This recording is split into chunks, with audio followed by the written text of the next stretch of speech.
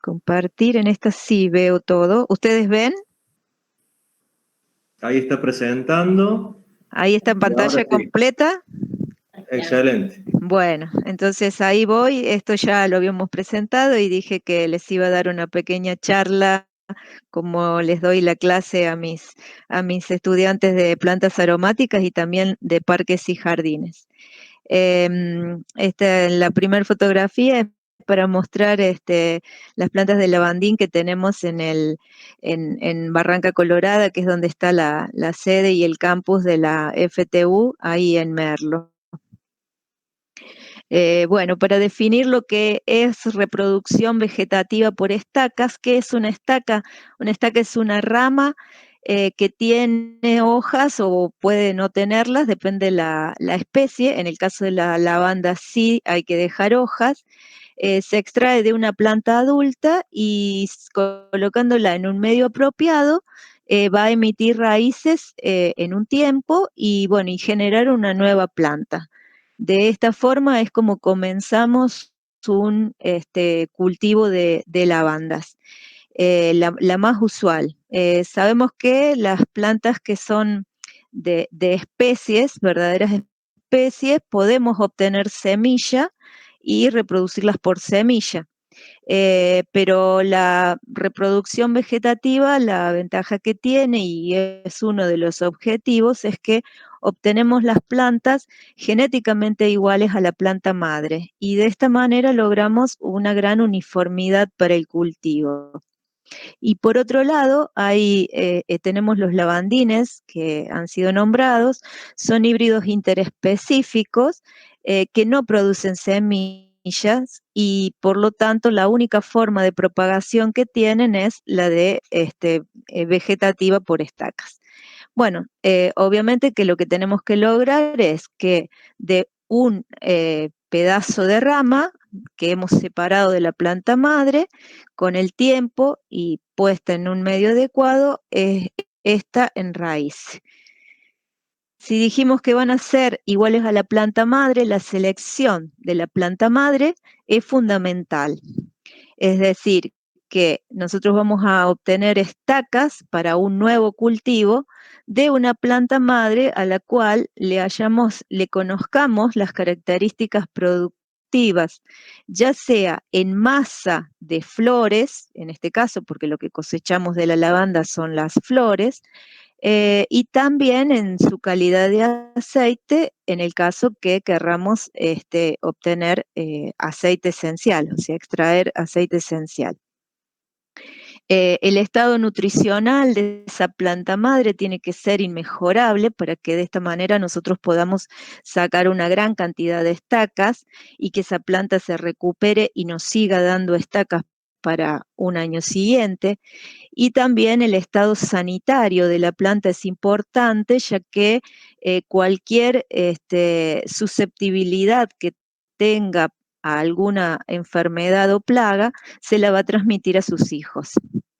Con respecto a la edad, lo que podemos decir es que la edad de la planta madre no tiene que ser ni las plantas más jóvenes ni las más viejas.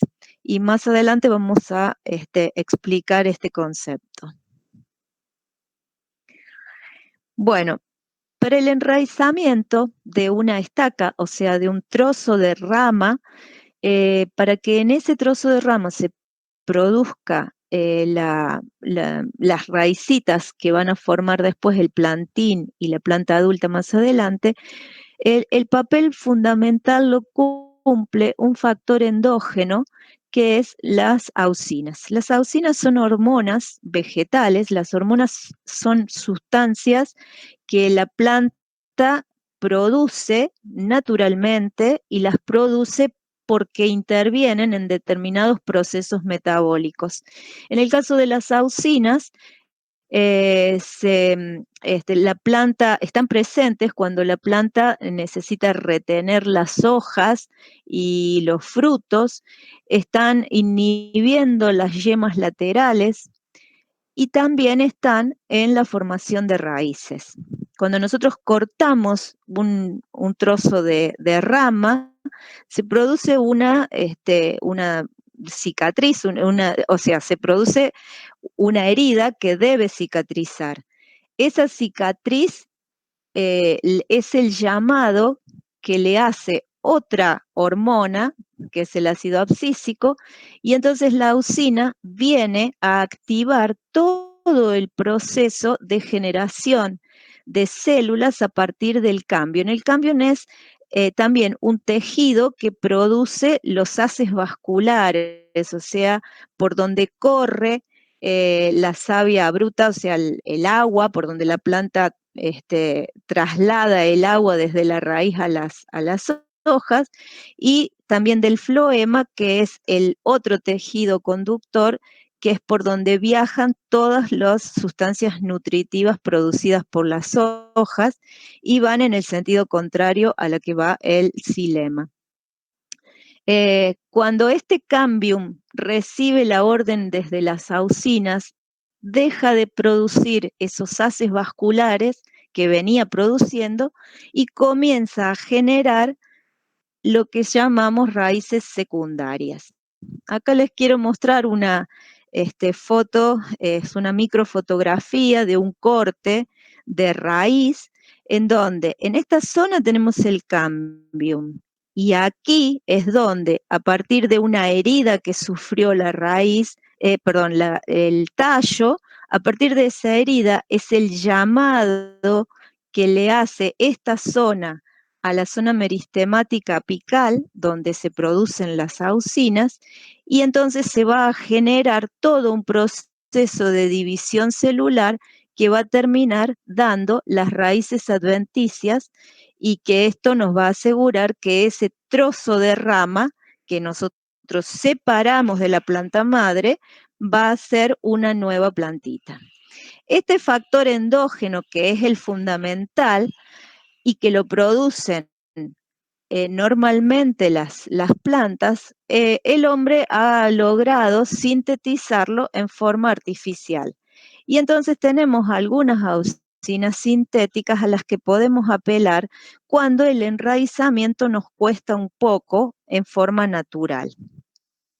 Pero no es el caso de la lavanda, que es bastante enraizadora y que mueve todo su aparato hormonal para producir las raíces.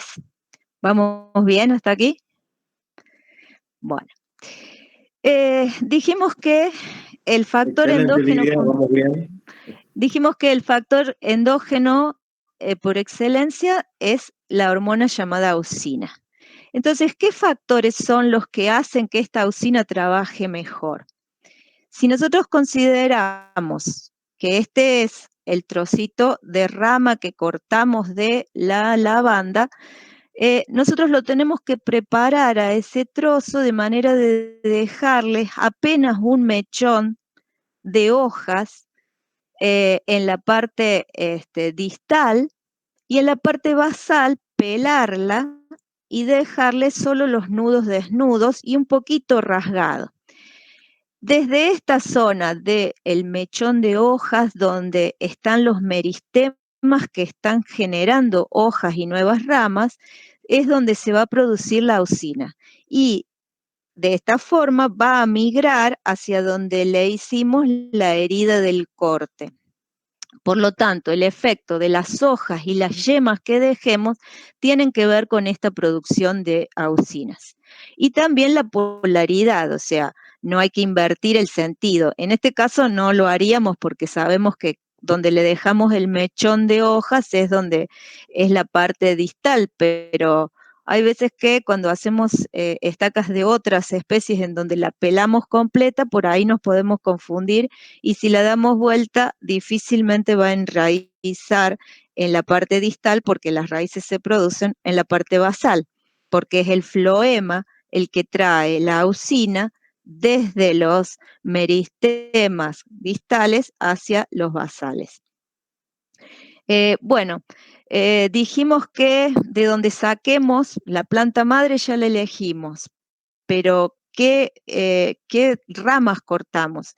En general, tenemos que cortar las que tienen una buena nutrición, una buena cantidad de carbohidratos, o sea que tenemos que ver el grosor de esas ramas que cortemos, y eso nos lo da que estén ubicadas de una manera que reciban la máxima cantidad de luz, es decir, que están fotosintetizando activamente. Después podríamos discutir si ramas laterales o terminales, y esto tiene que ver también con la cantidad de yemas que le dejemos para que éstas produzcan la auxina que necesitamos en el enraizamiento aquí. Y siempre jugando con el diámetro de la estaca que cortemos, porque el diámetro tiene que ver con la cantidad de carbohidratos. No olvidemos que esta rama va a ser por un tiempito, va a tener solamente esta nutrición, la que tiene guardada en este tallo y la que le puede traslocar este poquito de hojas que le dejamos. Y otra cosa que podemos decir con respecto a qué rama elegir, está en el tema de si esa madera es floral o vegetativa. O sea, si la planta ya inició el proceso de floración, generalmente la floración se lleva todo lo que la planta produce, ya sea a nivel de carbohidratos o a nivel de el tránsito hormonal y enzimático, está todo puesto en función de la flor. Por lo tanto, no tendríamos mucha chance de que si cortamos una rama floral, o sea, con la flor, con los pimpollos o los racimos ya diferenciados, que esa cantidad, ese movimiento que nosotros necesitamos hacia la base se dé con facilidad, porque la planta está poniendo toda la energía hacia la flor.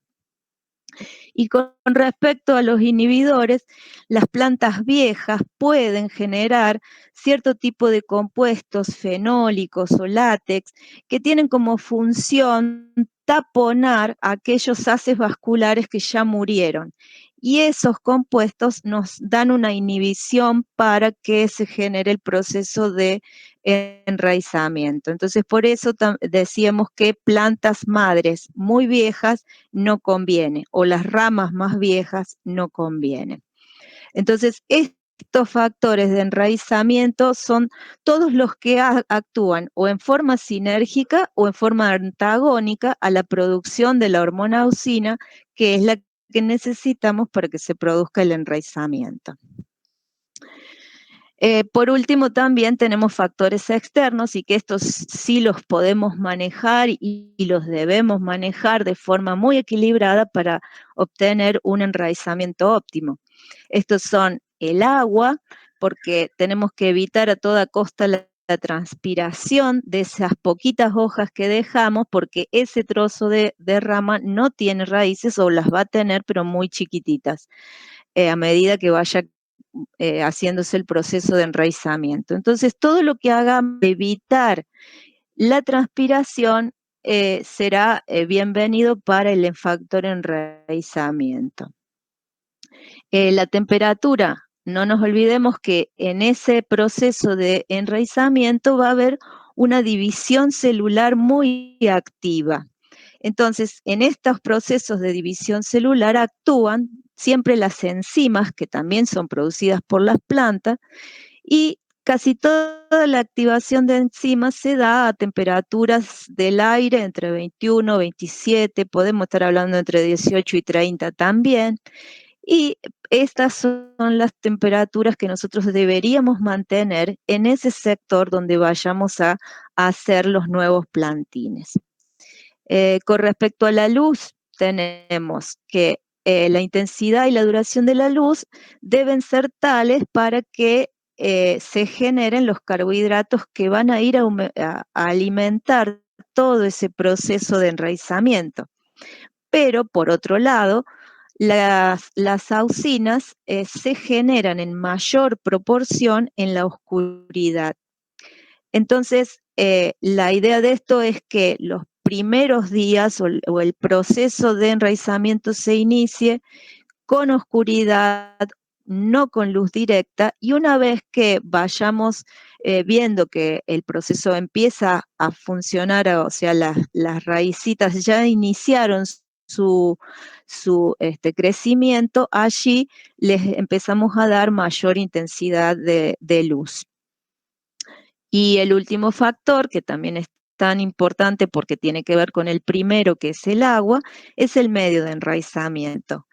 Este debe ser soporte, debe proveer humedad y aireación.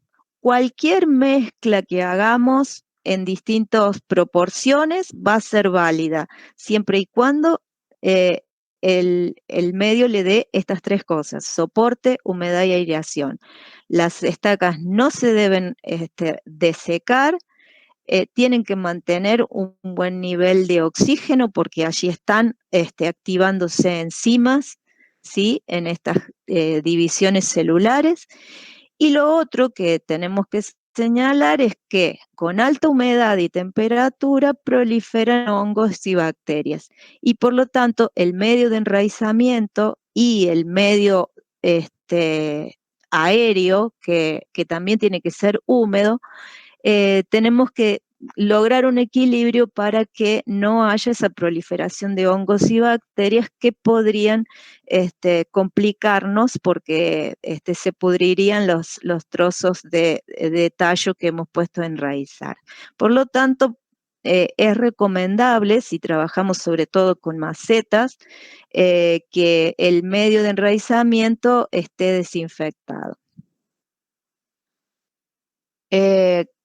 Por último, para hablar y hacer un cierre de todos estos factores que tenemos que tener en cuenta, como estamos hablando de lavandas, las lavandas sabemos que son siempre verdes, son especies que todo el año las vemos con hojas verdes, o sea, activas, pero tienen sus periodos en donde el crecimiento se retrasa. Y es esta precisamente la época en que ese crecimiento es mínimo por la estación fría del año. Entonces, para las especies siempre verdes, que siempre tienen algo de actividad en sus tallos y en sus hojas, la época del año no es tan tajante y de decir es esta o esta. Tiene más vale que ver con la condición fisiológica en que esté la planta, más que con la fecha calendario. Y sí, la recomendación sería en nuestras zonas de inviernos extremos o de una temporada de verano muy extrema también, sobre todo en cuanto a calor desecante, por más que llueva, sabemos, por ejemplo, en Tras las Sierras lo tenemos, a veces llueve un montón, pero en el verano, pero al otro día se reseca y se reseca todo. Entonces, en esos meses de extremo frío o de extremo calor, no sería conveniente estaquear para las especies siempre verdes. Nos quedan otras dos épocas y que son generalmente lo que la bibliografía aconseja y lo que, de acuerdo a cada objetivo que tenga el productor que lo haga, optará por una o por otra.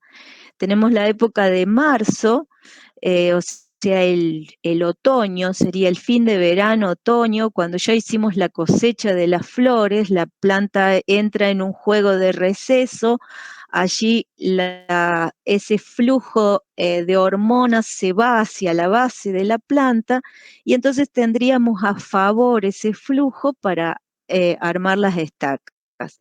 Por otro lado, marzo todavía sigue siendo una época no tan fría y podríamos hacer estacas sin tener demasiado control de temperatura en los estaqueros. Por otro lado, tenemos la otra época, la de septiembre, o sea, primavera, cuando todo se empieza a movilizar de nuevo en la planta, se activan las enzimas para el crecimiento, los meristemas quieren formar nuevas hojas, nuevas nuevos tallos, y esta sería otra de las épocas óptimas. Además viene una época cálida y lluviosa, no cálida, pero templada y lluviosa, en la primavera, las primaveras que tenemos por lo menos en nuestra zona. Y en este caso, bueno, yo les digo, como se aconseja que el plantín se lleve al lugar definitivo con por lo menos un año, podríamos hacer un plantín en septiembre y llevarlo al próximo septiembre al trasplante definitivo. En el caso de marzo, podríamos jugarnos a trasplantarlo a los 6 meses, o si no, quedarnos con un plantín de año y medio. Pero yo les digo, esto va todo de la mano de el esquema de producción que nos hayamos planteado. Con respecto a los factores, vuelvo a repetir, el endógeno principal, las auxinas. Todos los factores que nombré del lugar de la rama, el tipo de rama, el tipo de luz que tiene esa rama, la cantidad de meristemas que dejemos con hojas para que transloquen enzimas, la temperatura, la humedad, el sustrato, la luz, todos van a hacer que tengamos el éxito o el fracaso en el enraizamiento de las lavandas. Por último, acá se terminó la teoría, les quiero mostrar un poco de nuestra práctica y de lo que hicimos este año. En nuestra experiencia acá en Tras las Sierras con mi esposo, estuvimos ahí incursionando en hacer plantines porque queremos darle forma a nuestro sueño en lavanda que trajimos desde Buenos Aires. Tenemos unas plantas madres de lavanda angustifolia que vinieron de allá, de aquel lado de Calamuchita, de Atos Pampa. Se las compramos a Carlos Giri. Estas plantas ya tienen 1 año y medio de cultivo, y en marzo, fíjense esa fecha, el 19 de marzo de este año, nos habíamos traído de ese lugar en donde están, en San Luis, unas cuantas estacas, o sea, ramas con las que hicimos estacas de 15 centímetros de largo. Usamos algunas más gorditas, de 5 milímetros y más, de la rama principal, y de las ramas secundarias de menos de 3 milímetros. Las pusimos en macetas de plásticas de 11 por 14 centímetros, con un sustrato que armó mi esposo con mantillo, perlita y turba, en esta relación 5-1-1. Ahí estábamos cortándolas, sacándoles todas las hojas en la parte basal, y en este deshojado las lastimábamos un poquito, apenitas. Este estaquero, bueno, así quedaron en esta estructura que teníamos de otro proyecto anterior.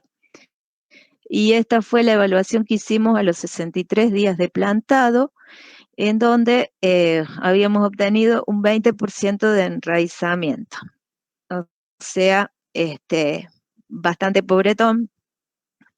Nosotros atribuimos este porcentaje a que usamos estacas algunas muy finitas y tuvimos problemas de control de la humedad, se desecaron unas cuantas, y también de temperatura, porque justo fue en las primeras semanas de abril, se vino unos días bastante fríos y hacía muy poquito que nosotros las habíamos puesto, ya les digo, fue el 20 de marzo que hicimos estas estacas.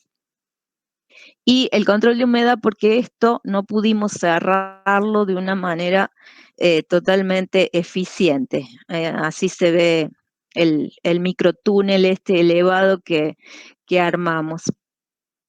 Después hicimos unas pruebas con microinvernáculos, con botellones. Bueno, esto hicimos algunas estaquitas, que aunque eran de las más finitas, enraizaron bien, y acá comprobamos que el control, este microambiente húmedo, es bastante fundamental para que no se deseque la estaca y se enraice con éxito.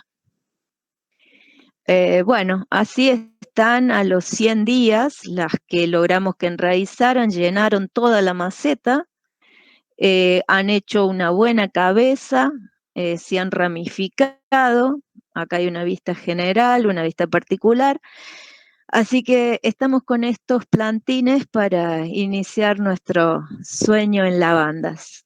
Ya veremos a dónde los ubicamos, pero bueno, este es el comienzo, y con toda la teoría, a veces llevarlo a la práctica no es tan fácil, ¿sí? Hay un montón de factores técnicos que por ahí juegan en contra, y sobre todo a nosotros nos falló que no pudimos seguir haciendo plantines porque nos quedamos de este lado de Córdoba y las plantas madres se quedaron del otro lado de San Luis. Bueno, muchas gracias. Si llegaron hasta aquí, acá estoy con mi coequiper José, que les manda saludos, que lo tengo acá al lado. Excelente, Lidia, muchísimas gracias. Así que, bueno, un tema de auxinas y de ver